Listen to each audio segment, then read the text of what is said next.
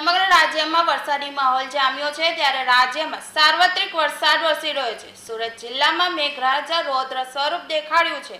સુરતમાં છેલ્લા 2 દિવસથી ધોધમાર વરસાદ વરસી રહ્યો છે, જેના કારણે જળબંબાકાર જેવી સ્થિતિ સર્જાઈ છે। સુરતના ખાડીપુરમાં ફસાયેલા લોકોનું રેસ્ક્યુ કરવામાં આવ્યું છે। ભારે વરસાદના કારણે લિંબાયતના વિસ્તારમાં ઘરો અને દુકાનોમાં ખાડીના પાણી ભરાયા છે, જેના કારણે અનેક લોકો ફસાયા છે।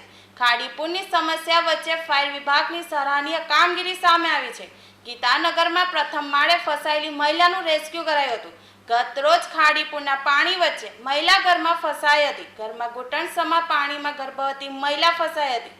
સંબંધીને જાણ કરતા ફાયર વિભાગ સ્થળે પહોંચી હતી, જ્યાં ફાયરે રેસ્ક્યુ કરી મહિલાને સુરક્ષિત બહાર કાઢી હતી।